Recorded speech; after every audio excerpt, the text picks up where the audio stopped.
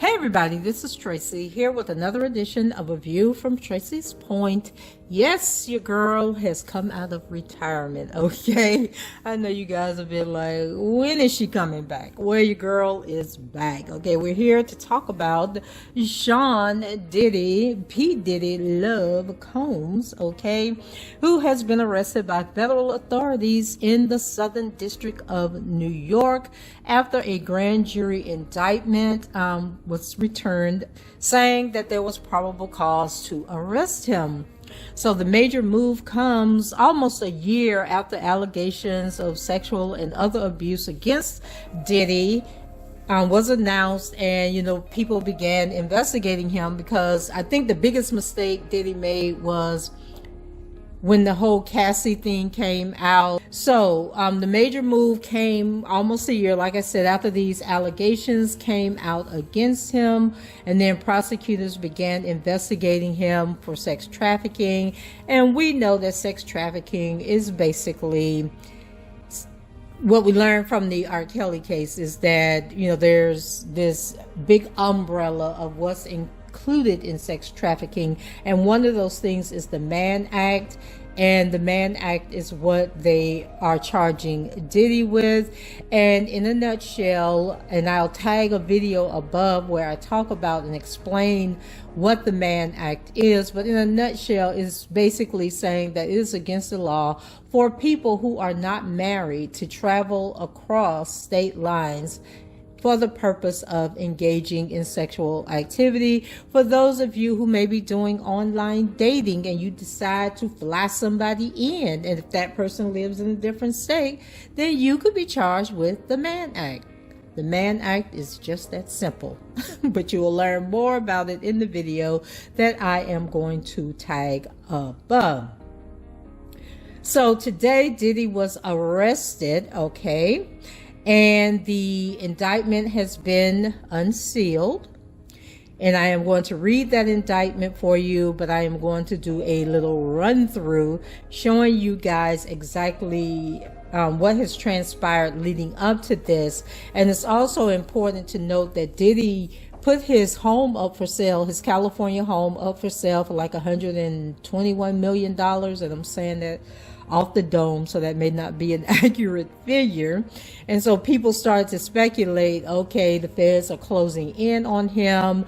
He knew about the grand jury and meeting. People act like it's some big secret, but these people know, their lawyers know what is going on.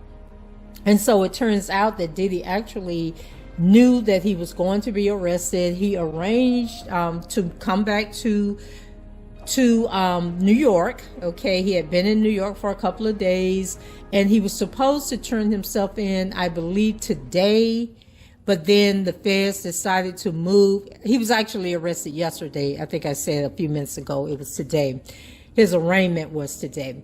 So he had come to New York because he was going to turn himself in. He was planning to turn himself in today, but then the feds decided to put on a public display and go and arrest him, because that's what they do. They put on a show for the public and make it seem like, what they're trying to do is bigger than what it is. So just a quick rundown of what's been going on with Diddy, and then we will get into the indictment. So on November 16th of 2023, you remember Cassie filed the lawsuit stating that he subjected her to years and years of abuse, including beatings and the R word. Cassie, whose real name is Cassandra Ventura, and was signed to Diddy's label in 2005. The two dated on and off again for a really long time, starting back in 2007.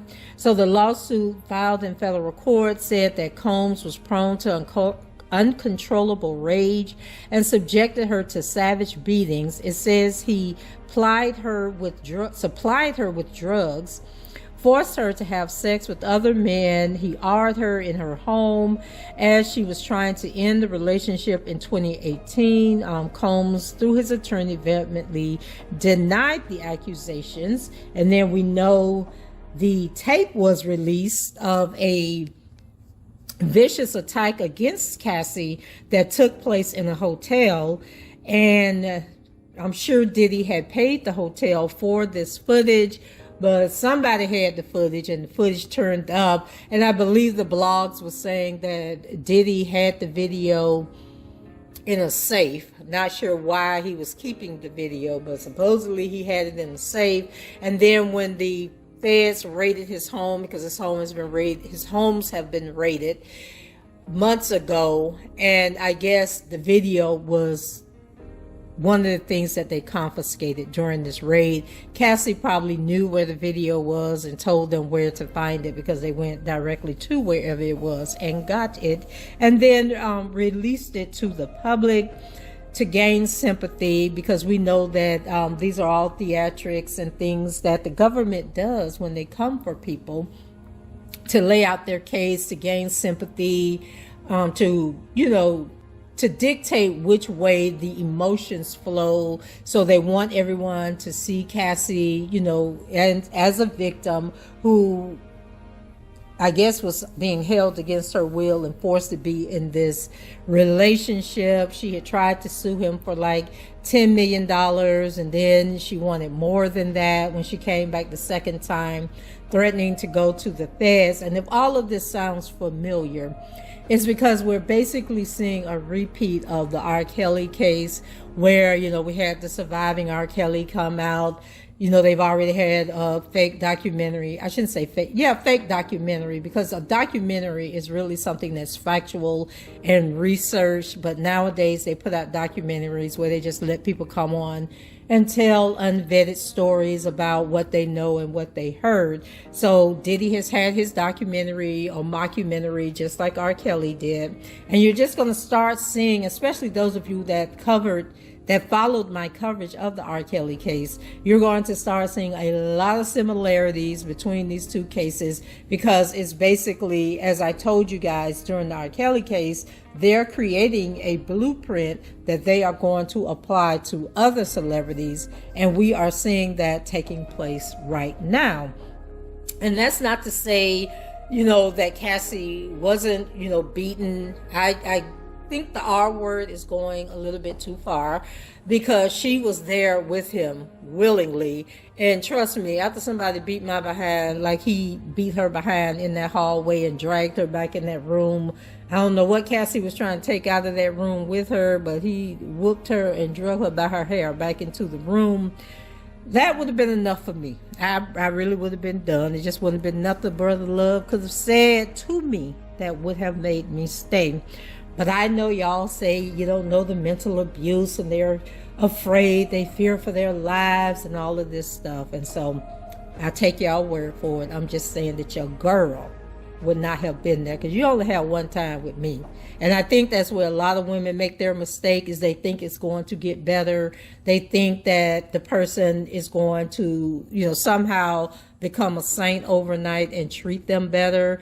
But, I know for a fact, because I've seen it happen too many times, it rarely works that way. So for me, you only have one time to put your hands on me. And we're going to be done, and you're probably going to be arrested, depending on how mad I am after that point. Because fear is never going to set in with me. It's always going to be my anger that takes over. So don't come at me about, I'm not sympathetic and blah, blah, blah, blah, blah. Because if you've been following this channel, I am no nonsense. I get to the chase, okay? Straight to the point. And, for these women to stay, like one of the women from one of his reality shows came out recently, like in the past few days, with her own lawsuit.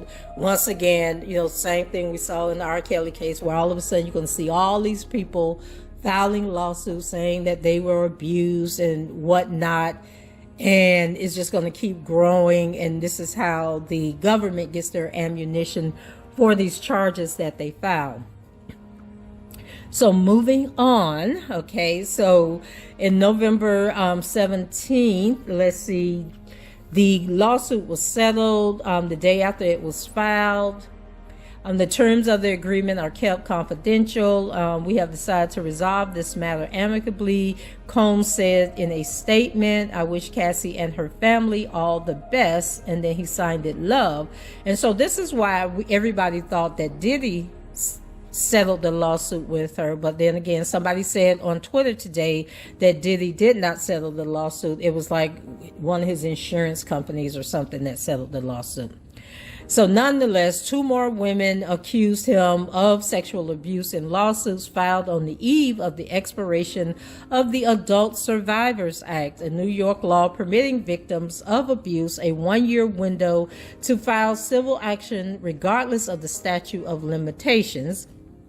And that's one of those Me Too movement moves taking place, where they're allowing people to come from decades ago to make complaints against people. And as you note, that the only complaints we have been hearing about are complaints against wealthy people. Okay, so Joe Blow has really nothing to worry about. Nobody's coming for you, if you not making millions and millions of dollars. So the lawsuits filed by Joy Dickerson and another woman who was not named alleged acts of assault, beatings, and forced drugging in the early 1990s by Combs, then a talent director, party promoter, and rising figure in New York City's hip-hop community. Combs' attorneys called the allegations false. So then on November 28th, Combs temporarily steps down as chairman of his cable television network, Revolt, because of the wave of sexual abuse allegations, and it would be one of several business setbacks for Combs, which were caused by this lawsuit. So on December 6, 2023, a woman alleged in another lawsuit that in 2003, when she was 17, Combs and 2 other men awed her. The lawsuit, filed in federal court in Manhattan, says she was living in a Detroit suburb and was flown to a New York studio where she was given drugs and alcohol that made her incapable of consenting. The men took turns having sex with her. So the same day, Combs posted a statement on Instagram broadly denying all the allegations in the mounting series of lawsuits, and he was quoted as saying, "I did not do any of the awful things being alleged. I will fight for my name, my family, and for the truth."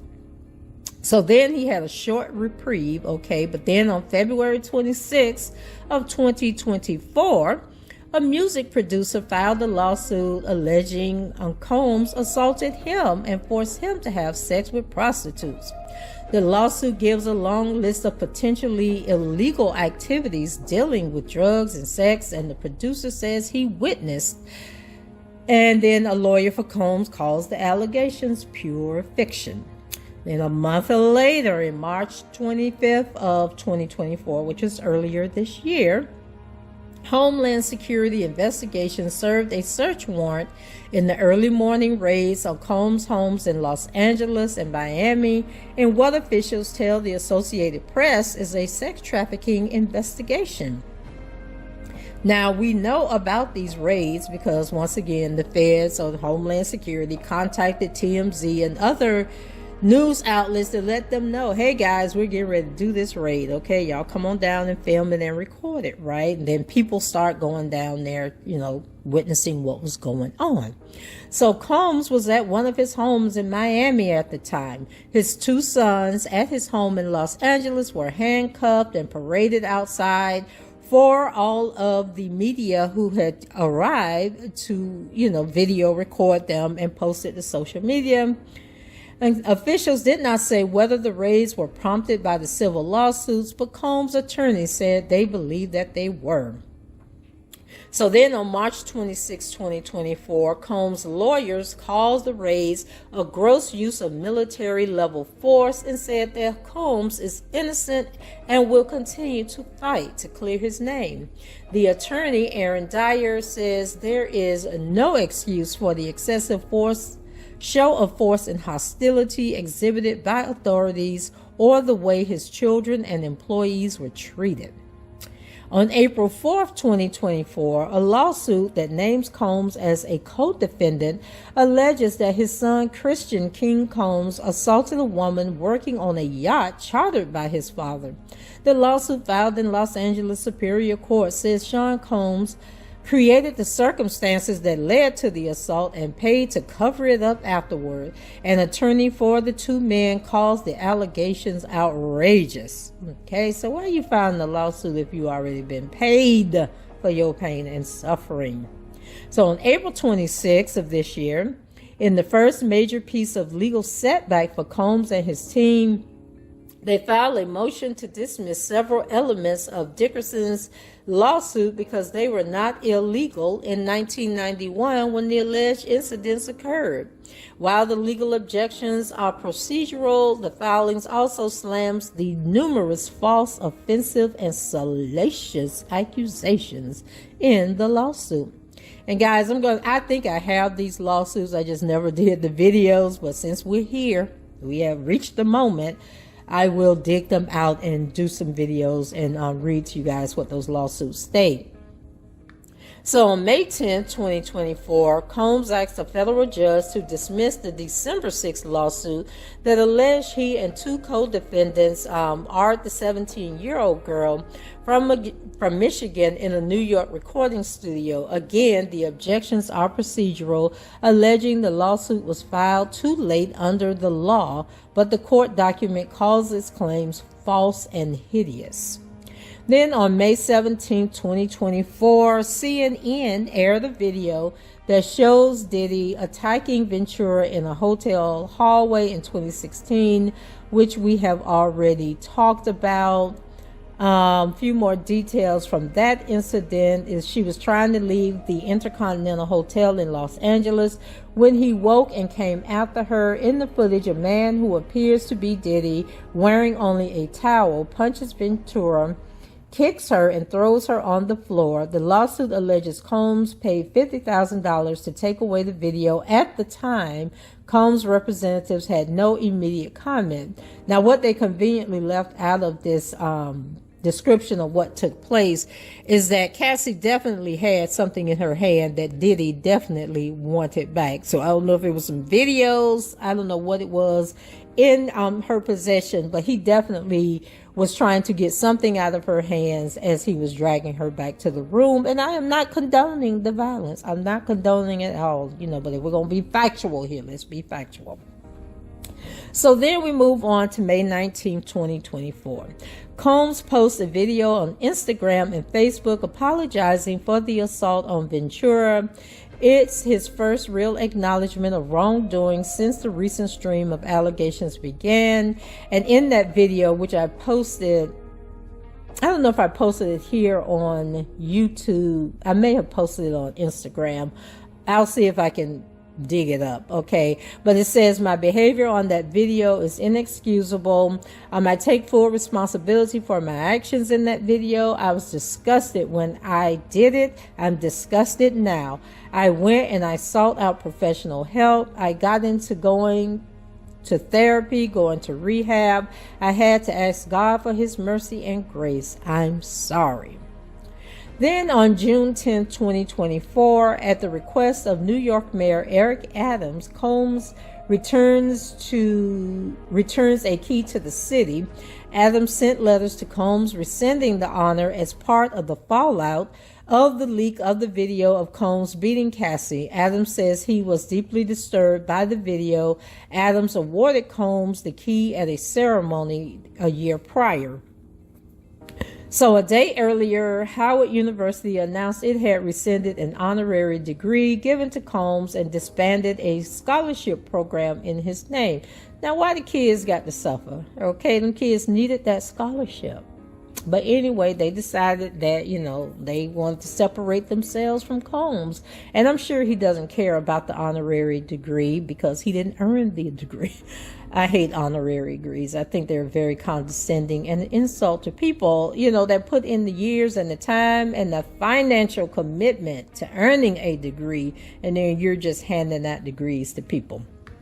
So anyway, Last month, okay, less than a month ago, as part of, and this was on August 26th, as part of a multifaceted pushback against the lawsuits filed against him, Combs asked a federal judge to throw out the February lawsuit from the music producer. His lawyers say the suit was overrun with telltales, lurid theatrics, legally meaningless allegations, and blatant falsehoods whose intent is only to generate media hype and exploit it to extract a settlement. Then on September 11th, Diddy is sued by singer Don Richard in a case describing years of psychological and physical abuse, including groping, that she says she suffered as he helped launch her career. Richards, a member of the girl group Danity Kane, and is well known for appearing on the MTV reality show Making the Band, alleges in the suit that she witnessed Combs abuse Cassie and was afraid of the mogul. Girl, what does that have to do with your allegations? Okay, and then the media ran with what she said about Cassie, but I'm like, okay, but what are you saying about yourself? What happened to you? Let's not make this about Cassie. Let's make this about you, Don, and what you say happened to you. But no, you wanted to sensationalize your lawsuit and make it all about Cassie. So Diddy's representatives accused Richard of making an attempt to rewrite history by manufacturing a series of false claims, all in the hopes of trying to get a payday, conveniently timed to coincide with her album release and press tour. Now, if I had to compare Don Richard to anybody in the R. Kelly case, I think it would be Faith Rogers. I think that's who I would compare her lawsuit to, because Faith's still trying to get her some money. A whole bunch of people, R. Kelly, still trying to get money, but Jennifer Bunjean just keeps swiping away, like, get out of here, and getting those default judgments overturned and everything else. But back to Diddy. September 16th, child, which was yesterday, Diddy is arrested on a Monday night in New York after a grand jury indictment. And then there were no details on the charges that were made public, but federal officials say they will ask a judge to unseal the indictment. And that indictment has been unsealed, and we are about to read it, okay? So here we go. So Diddy is being charged in the Southern District of New York. And it's the United States of America versus Sean Combs, a.k.a. Puff Daddy, a.k.a. P. Diddy, a.k.a. Diddy, a.k.a. P.D., a.k.a. Love. He's the defendant, okay? So count one. A racketeering conspiracy. The grand jury charges, and here's the overview. For decades, Sean Combs, aka Puff Daddy, aka P. Diddy, aka Diddy, aka P.D., aka Love, the defendant abused, threatened, and coerced women and others around him to fulfill his sexual desires, protect his reputation, and conceal his conduct. To do so, Combs relied on the employees, resources, and influence of the multifaceted business empire that he led and controlled, creating a criminal enterprise whose members and associates engaged in and attempted to engage in, among other crimes, sex trafficking, forced labor, kidnapping, arson, bribery, and obstruction of justice. Okay. So y'all remember in our Kelly case how they got all them old employees back from the 90s. They was pulling them up at the woodwork, okay? And basically saying, you're going to come in here and you're going to testify and say what we need you to say, or you are going to be charged as a co-conspirator in this indictment. So expect to see a bunch of Diddy's former employees coming forward to tell their truths, okay?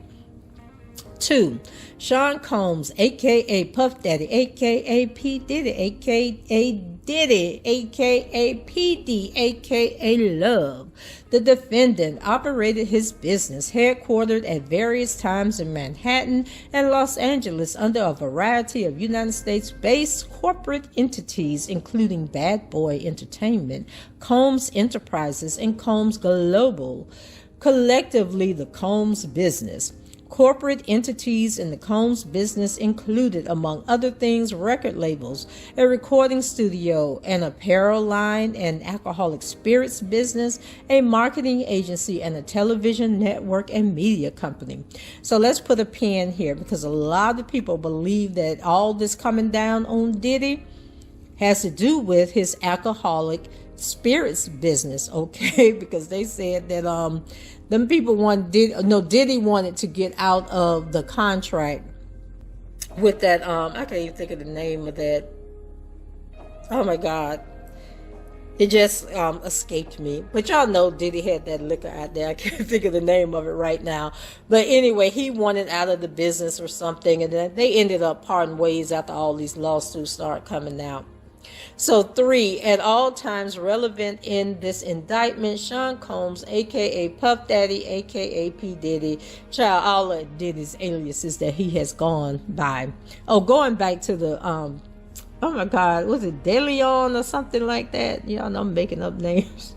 I can't think of what Diddy's liquor was, but people were saying that that company was behind all this, right? But I think Diddy had pissed off a whole bunch of people, so it could have been a whole bunch of things going on that Diddy has pissed off a lot of people, because I think it was people that what's the studio that's behind Batman? Because remember, Diddy was Batman for Halloween. I mean, making these elaborate costumes and stuff back in 2022, I think it was. He was Batman, and then Warner Brothers or whoever it was had sent him the cease and desist, telling him that he was infringing on their copyright and their trademark. And then to mock them, last October, Diddy came out again, and this time he was the Joker and then the Batman, but I know he was laughing in their face to this cease and desist. So he came out with another costume under their brand, and so they could be mad at Diddy. All these people could be then came together to get Diddy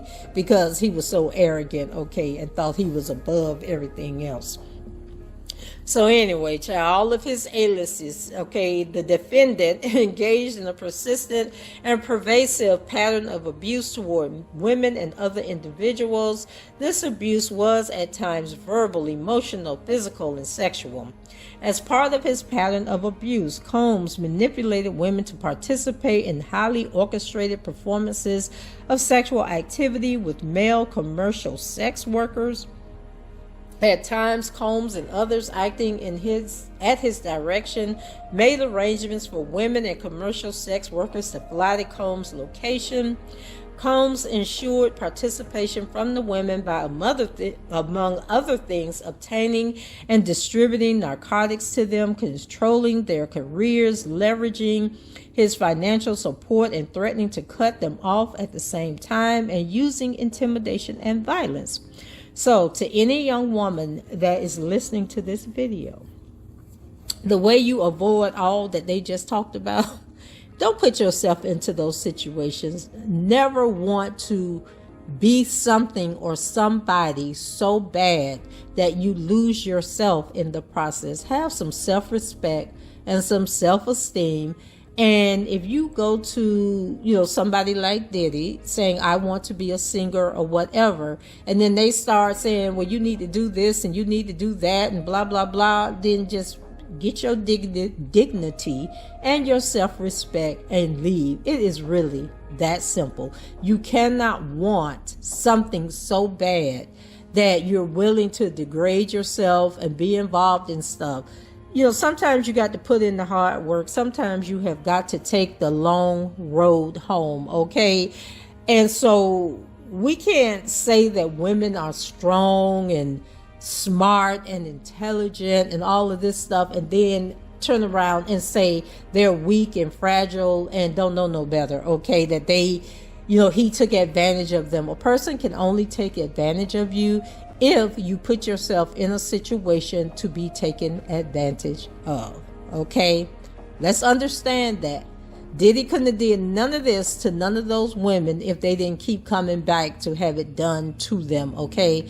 Because if he was doing, if he was threatening you, saying that you better come back, Go to the police then. Go to the police and say, he threatened me. He won't leave me alone. He's harassing me. Okay. It's time to change the narrative and stop playing victim when you are a participant in your victimization. Okay.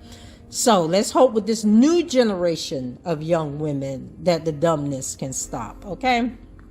So anyway, we're moving on to number 4. So it says physical abuse by Sean Combs and all his aliases. I'm not going to keep reading out the AKAs, okay? So the defendant was recurrent and widely known on numerous occasions from at least in or about 2009 and continuing for years.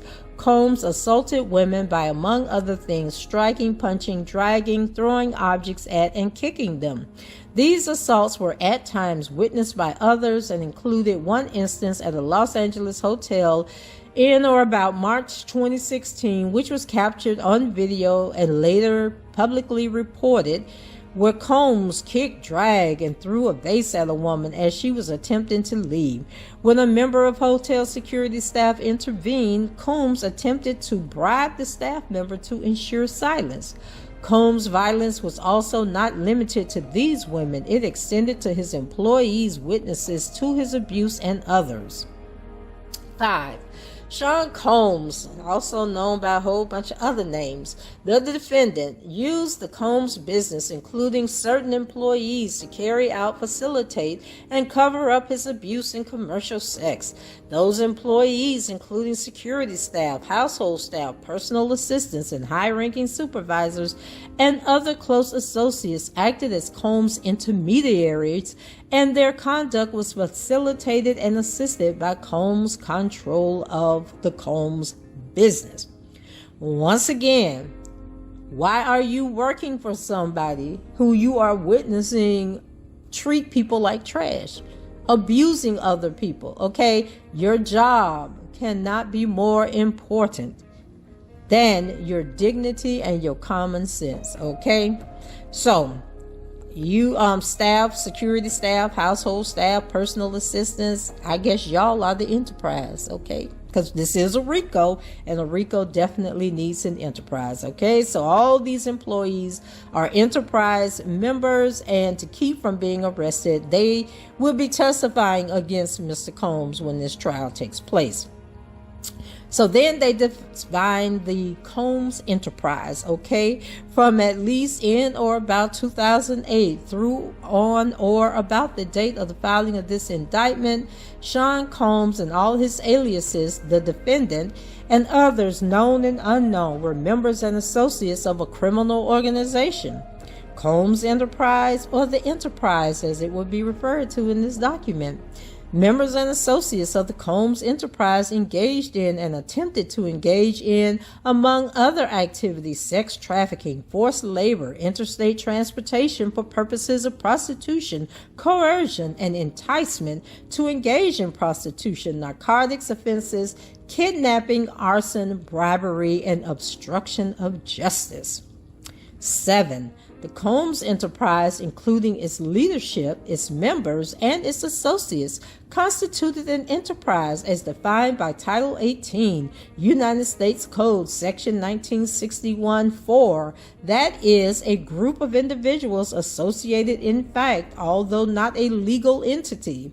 The Combs Enterprise consisted of Sean Combs and all his aliases, the defendant, entities within the Combs business, including but not limited to Bad Boy Entertainment, Combs Enterprises, and Combs Global, individuals employed by and associated with the Combs business, and others known and unknown.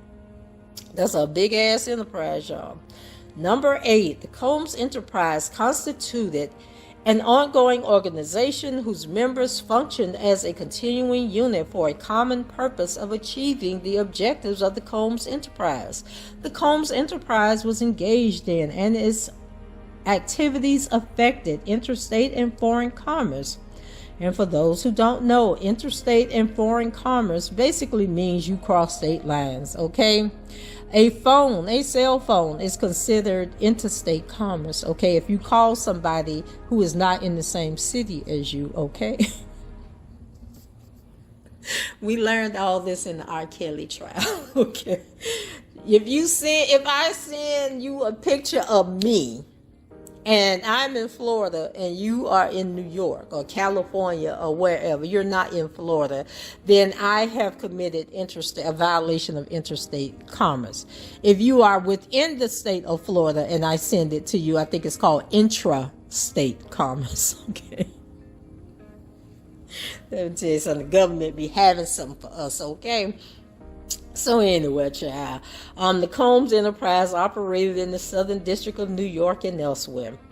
So number 9, at all times relevant to this indictment, Sean Combs and all of his aliases, the defendant was the leader of the Combs Enterprise. Number 10, Sean Combs and all of his aliases, the defendant and others known and unknown, participated in unlawful and other activities related to the conduct of the Combs Enterprise's affairs. These individuals included certain Combs business employees, such as members of Combs security staff, household staff, personal assistants, and high-ranking supervisors, as well as other close associates of Combs. Child,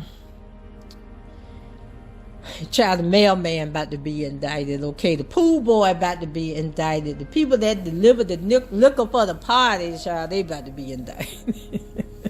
Well, they're not going to be indicted. They're going to be part of the enterprise. They're going to be told they were part of the enterprise, okay? And y'all get on in here and testify. We need y'all to testify that y'all was bringing this liquor to Mr. Combs because y'all knew he was about to get people drunk and knew that these freak-offs was about to take place, okay? So, child, the purpose of Combs Enterprise. Number 11.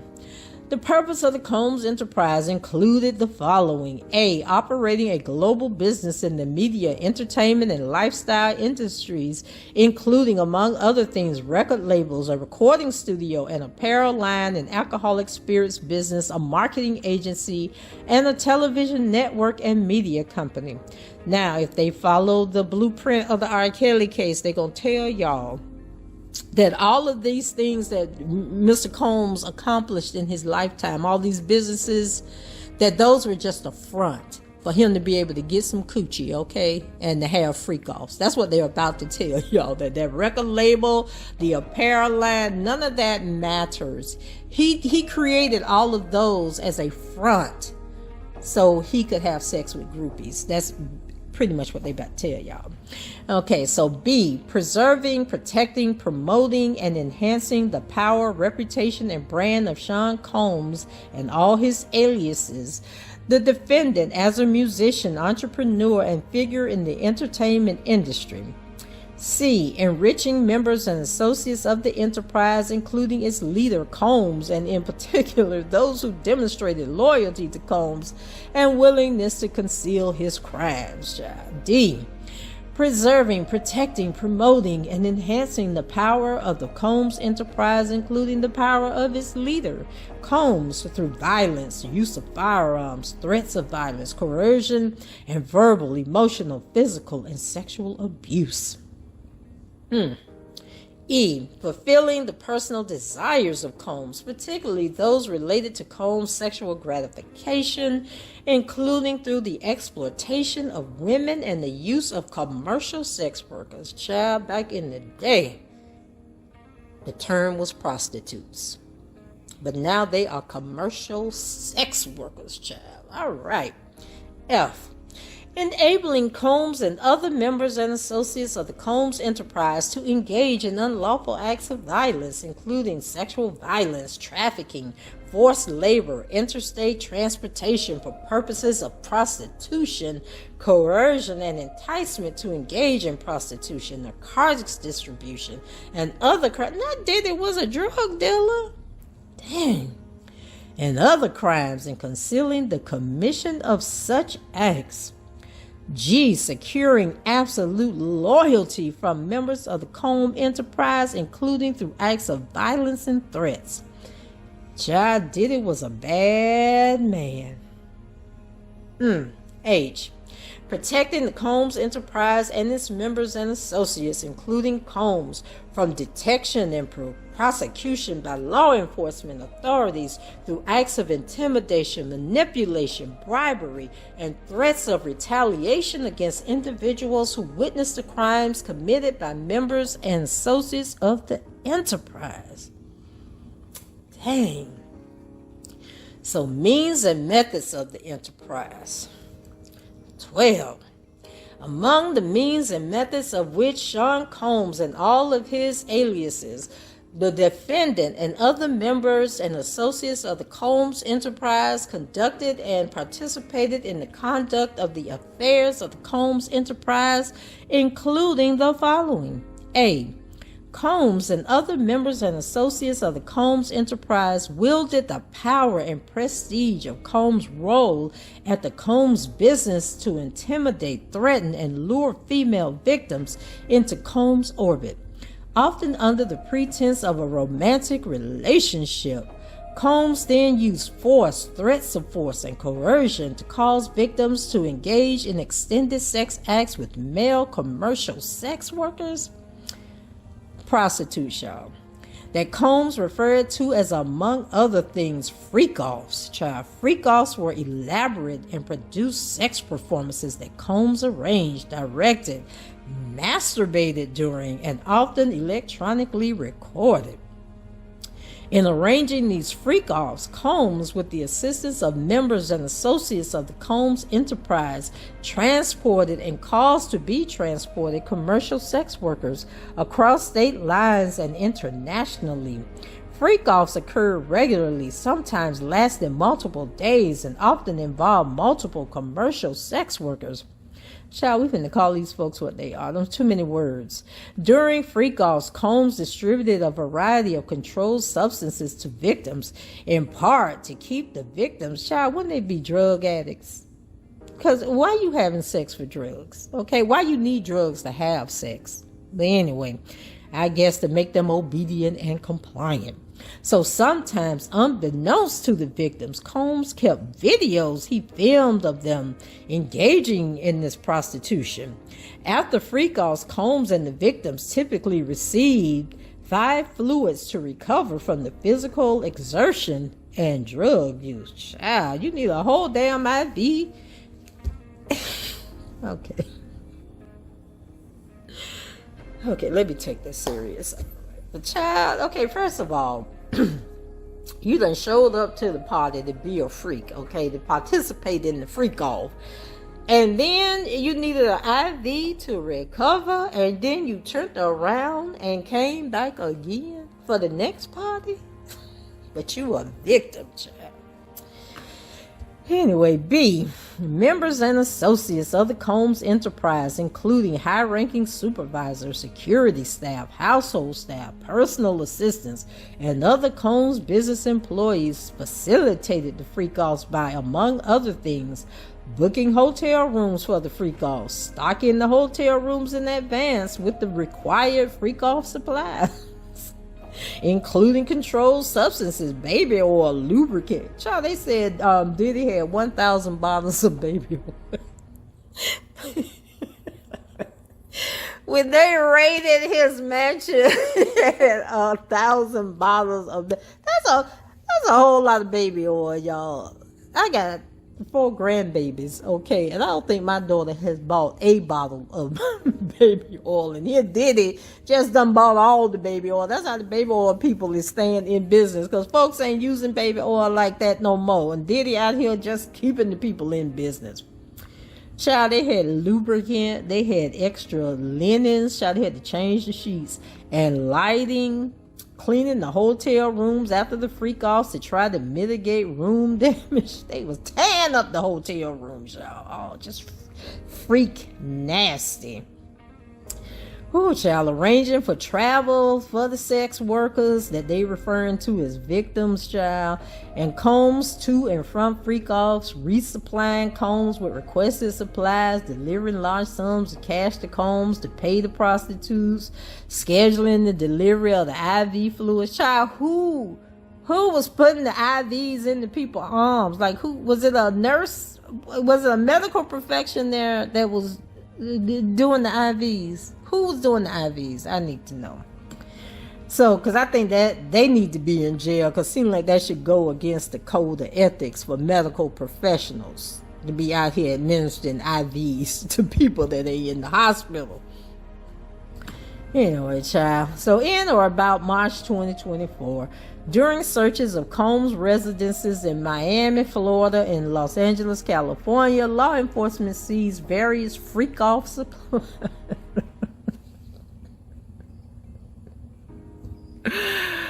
Oh, child, they had, including narcotics and more than 1,000 bottles of baby oil and lubricant, child. So anyway, Combs subjected these folks to physical, emotional, and verbal abuse to cause them to engage in the freak-offs. But once again, I bet they showed up to the next freak-off. I mean, you go to the first freak-off knowing it's a freak-off, and I'm sure you've been told what happens at the freak-offs, and that's why you at the freak-off, and then you went back to the freak-off, okay? But, okay, sound like you were a willing participant to me. But anyway, Combs maintained control over these folks through, among other things, physical violence, promises of career opportunities, granting and threatening to withhold financial support, and by other coercive means, including tracking their whereabouts, dictating the victim's appearance. I think y'all using the wrong V word. These were not victims, these were volunteers, okay? Because this was some damn foolishness here. Anyway, child, so during and separate from freak-offs, Combs, among other things, kicked, threw objects at, and dragged the volunteers at times by their hair. These assaults often resulted in injuries that took days or weeks to heal. But child, after they healed, they was ready for the next freak-off, okay? They was ready to go. So Combs also threatened the volunteers' careers and livelihoods, including if they resisted participating in freak-offs. Victims. The volunteers believed they could not refuse Combs' demands without risking their financial or job security or without repercussions in the form of physical or emotional abuse. Child, can y'all imagine Diddy just running around here beating up people because they don't want to come to the freak off when there's a whole bunch of other freaks that's lining up waiting to go to the freak off? Okay, I'm sorry. I'm sorry. Okay. Combs also used the sensitive, embarrassing, and incriminating recordings that he made during the freak-offs as collateral to ensure the continued obedience and silence of the victims. Oh, let me pray. And say a silent prayer for the victims. I'm sorry, I shouldn't be laughing. Okay. So moving on to D. Okay. Members and associates of the Combs enterprise, including Combs security personnel, at times carried firearms, child. On more than one occasion, Combs himself carried or brandished firearms to intimidate and threaten others, including the volunteers. Dang, Diddy, now they volunteering to come and put up with this nonsense, and you pulling weapons on them. Now that wasn't right. Child, and witnesses to the abuse. And Diddy show had a whole bunch of people witnessing this foolishness. It was a whole bunch of people witnessing what was going on and didn't say a word, y'all. They let these volunteers go through all this abuse, this humiliation, this drug abuse, and they didn't say nothing because they was collecting the check. And so they turned a blind eye. And that's the real crime here, okay? So in or about March 2024, during searches of Combs' residences in Miami, Florida, and Los Angeles, California, law enforcement seized firearms and ammunition, including 3 AR-15s with defaced serial numbers, as well as drum magazines. Child, Diddy, who you was going to shoot Oh, that probably was from, what was that thing where he was pretending like he was Al Pacino? That's probably what that was from, Diddy. You just tell him that, okay? So E, members and associates of the Combs Enterprise. Oh no, he had that AR. Did he have that AR-15 when he was pretending to be the Joker in that Halloween outfit? I think that's what that was from. Anyway, child. Members and associates of the Combs Enterprise enable Combs control over the volunteers by following his directions regarding financial payments to the participants, advancing or suppressing the participants' career opportunities, and acquiring the controlled substances Combs used to keep the participants compliant. Members and associates of the Combs Enterprise at times witness Combs' violence toward the participants or the victims, as they call them in this indictment, their injuries caused by Combs without intervening. Instead, members and associates of the Combs Enterprise helped conceal the violence and abuse by, among other things, assisting Combs in monitoring and preventing the volunteers from leaving locations such as hotels or Combs residences. These occasions included instances which a volunteer was required to remain in hiding, sometimes for days at a time. Oh, wow. To recover from injuries that Combs inflicted without being publicly observed. Members and associates of the Combs Enterprise also assisted Combs in locating and contacting these folks who attempted to flee his abuse. It was dangerous. I'm surprised this lasted this long. I mean, like, goodness gracious. So, child, when employees witness to his abuse or others threaten Combs' authority or reputation, Combs and members and associates of the enterprise engaged in acts of violence, threats of financial and reputational harm, and verbal abuse. These acts of violence included kidnapping and arson. My God. In addition, on multiple occasions, Combs threw both objects and people. Child, he threw objects and people, as well as hit, drag, choke. Diddy was picking folks up and throwing them across the room, y'all, as well as hitting them, dragging them, choking them, and shoving people. Diddy needed his ass whooped is what really was going on here. Now, who was the man? We need the man that was there and watching this take place and was okay with it. Because somebody in that room had to be bigger than Diddy that could have took him out, just body slammed him, threw him off a balcony or something. Because this is crazy. So anyway, G, when Diddy's authority or reputation was threatened by the possibility of negative publicity or legal or law enforcement action against him, including in or about late 2023 following public allegations of his crimes, he and members and associates of the enterprise pressured witnesses. Now, Diddy, when them folks came for you, you knew not to talk to them people no more. Why was you out there bothering? He out there bothering the volunteers, y'all, trying to bribe them, trying to keep them silent, telling them not to report what they experienced or knew to law enforcement. Child, they was on phone calls. Diddy, now you know not to use the damn phone. Now you know the people investigating you. Why are you calling people, Diddy?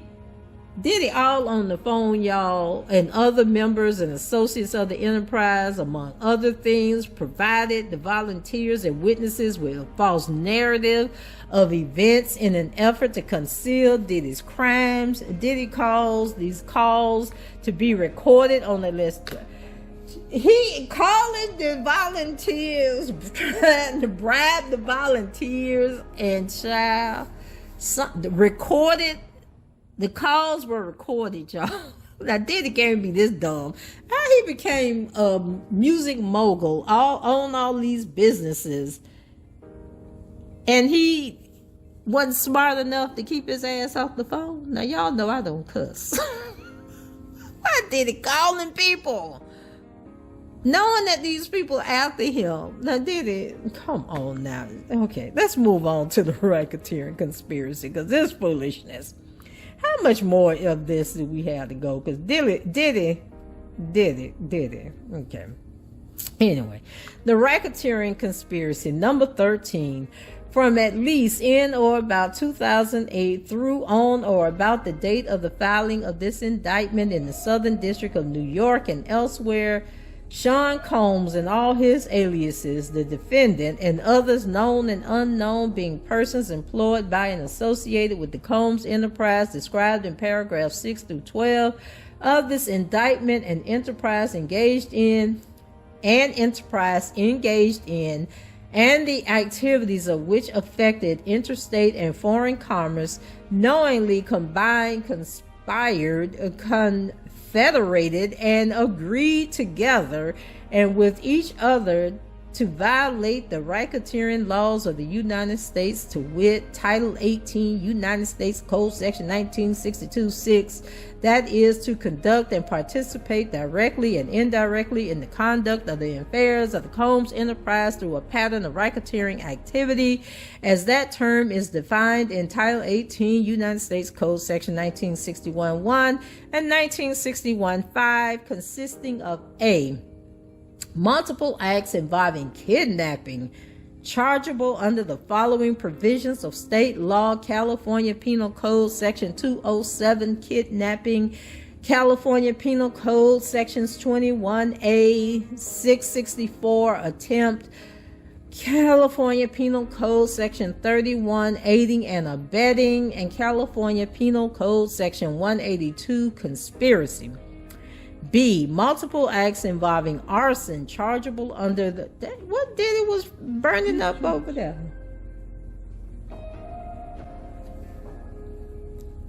Let's see. California Penal Code Section 21A, 664, attempt; California Penal Code Section 31, aiding and abetting; and California Penal Code Section 182, conspiracy. C, multiple acts involving bribery, chargeable under the following provisions of state law: California Penal Code Section 137A, bribery of a witness; California Penal Code Sections 21A and 664, attempt; California Penal Code Section 31, aiding and abetting; and California Penal Code Section 182, conspiracy. D, multiple acts indictable under Title 18 United States Code Section 1512 relating to tampering with a witness, victim, or an informant. E, multiple acts indictable under Title 18 United States Code Sections 1589 and 2 relating to forced labor. 2, multiple acts indictable under Title 18 United States Code Section 1591 and 2 relating to trafficking. 8, multiple acts indictable under Title 18 United States Code Sections 2421, 2422, and 2 relating to transportation and inducement to travel for purposes of prostitution and other illegal sexual activities, better known as the Mann Act. Trying to think. So I know R. Kelly was charged with that. Seemed like a couple of these other ones he might have been charged with also. So moving on to H, multiple offenses involving the possession with intent to distribute or distribution of narcotics and controlled substances, including cocaine, oxycodone, I don't even know what this, alprazolam, ALPRAZOLAM, 3,4, methamphetamine, bromo 2,5, Dymo. Y'all tell me what these street names is, because I don't do drugs, okay? This dimethylxyphenol, DIMETHOXYPH. This sounds like Oxycontin. PHNETHYLAMINE, gamma hydroxybutyric acid, ketamine, in violation of Title 21 Okay, and ketamine in violation of Title 21 United States Code sections 841A1, B1C, B1E, B2, and 846, distribution and possession with intent to distribute, and conspiracy to do the same, and Title 18 United States Code Section 2, aiding, abetting, and willfully causing. Now, one thing R. Kelly was not charged with was giving folks drugs.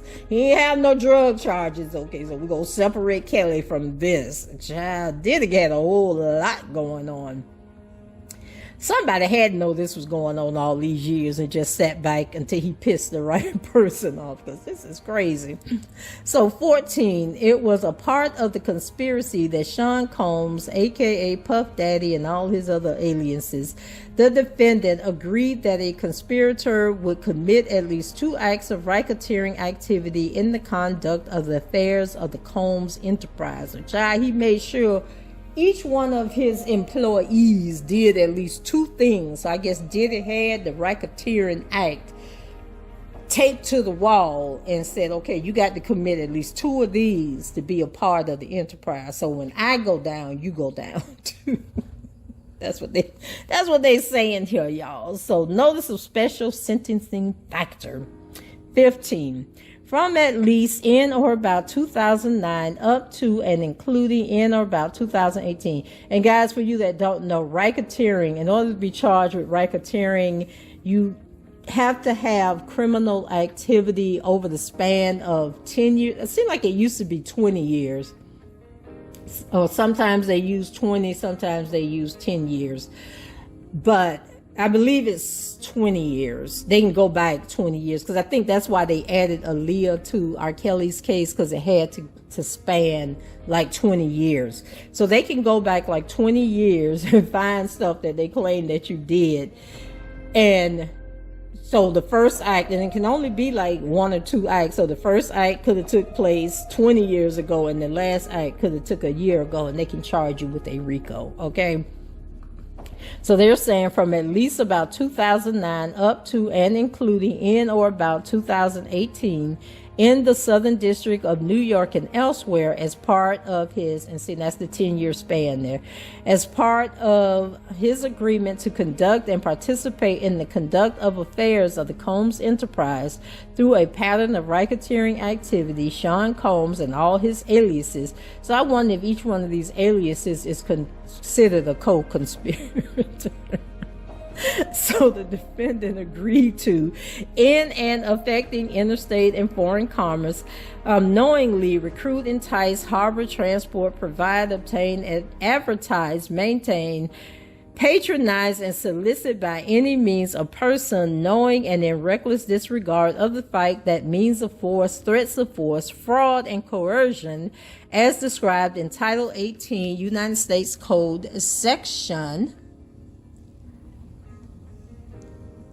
1591E2, and any combination of such means would be used to cause the person to engage in commercial sex act in violation of Title 18 United States Code Section 1591A1 and B1, Title 18 United States Code Section 1962D, Count 2, sex trafficking by force, fraud, or coercion, Victim 1.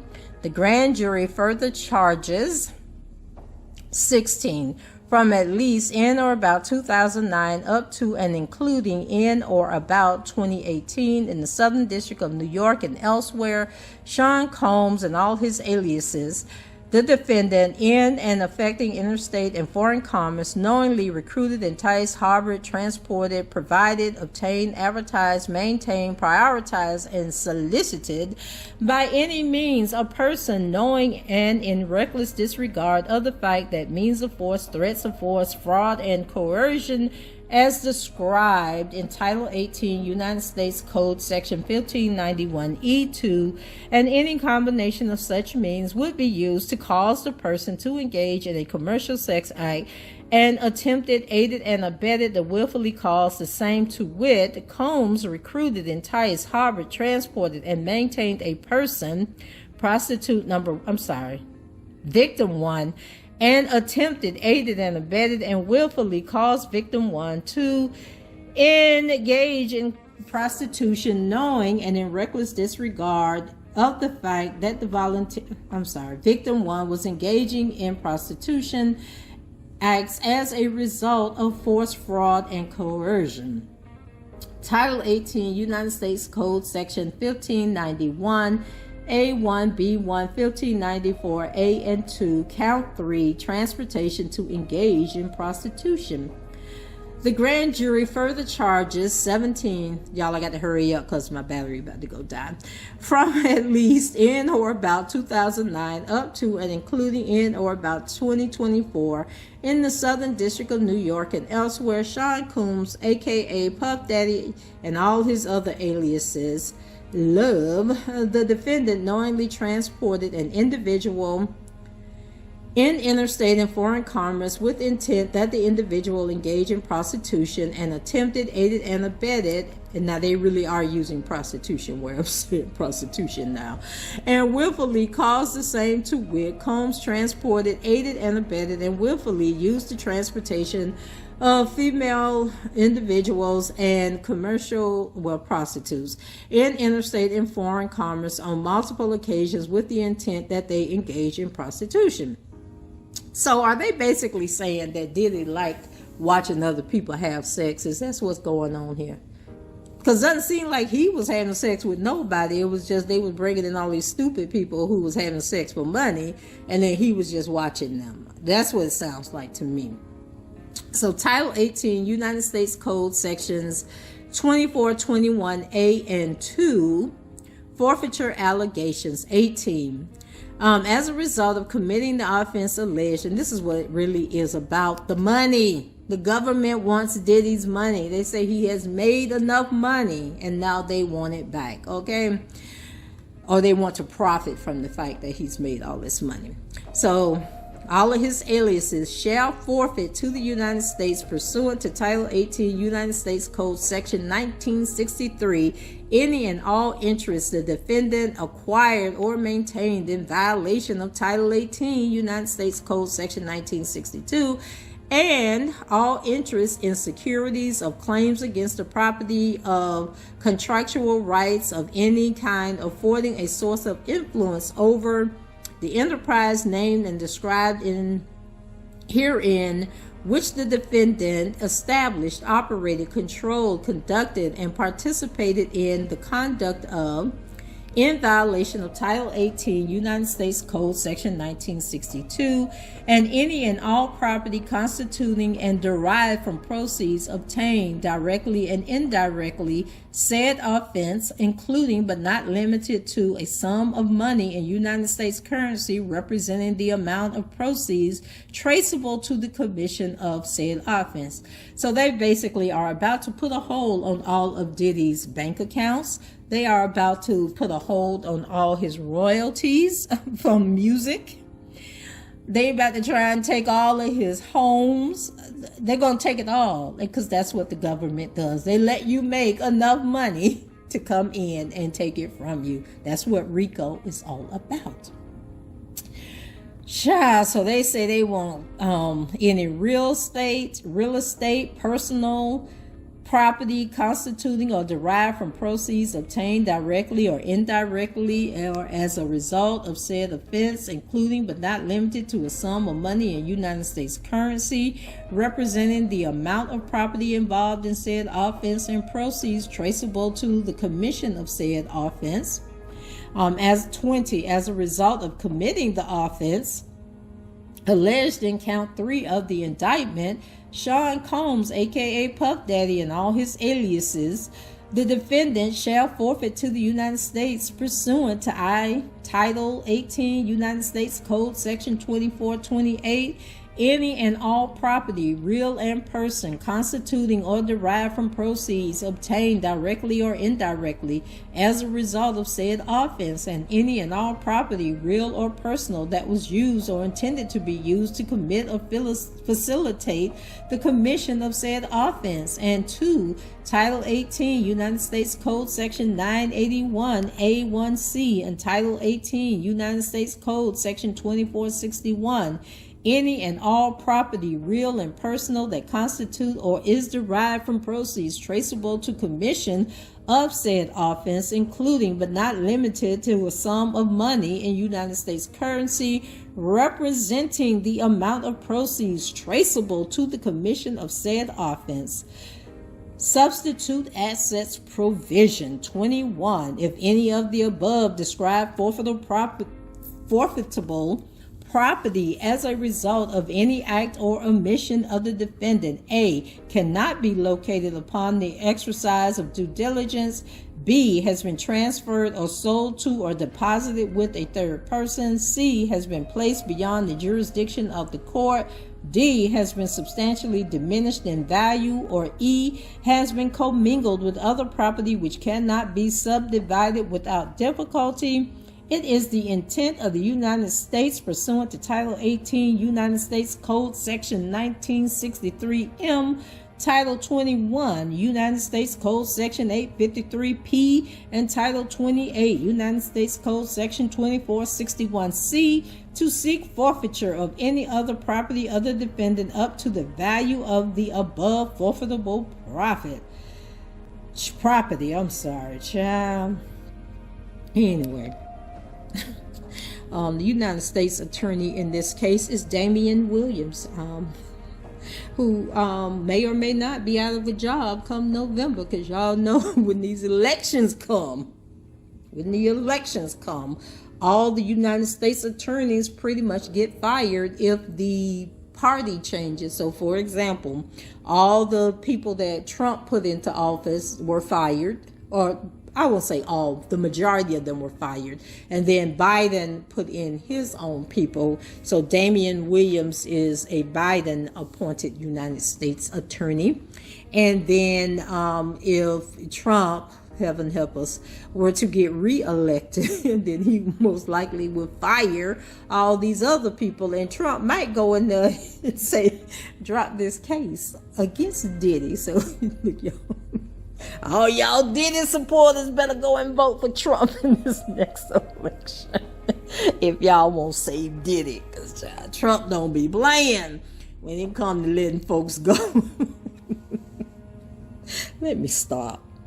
Okay, guys, that's it. That is the indictment. And if you haven't figured it out yet, if you're new to this channel, I really don't be caring about none of this stuff, okay? Because what we're going to do over here is call out the hypocrisy.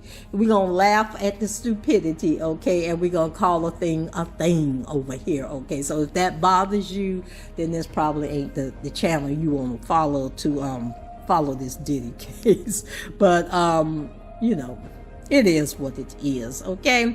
So that's it for me, guys. My battery is about to die, and I need to get this video off of my phone. So go ahead, leave your comments below, rate the video, subscribe to the channel if you haven't done so already. And until the next time, I shall talk to you guys later. Bye-bye.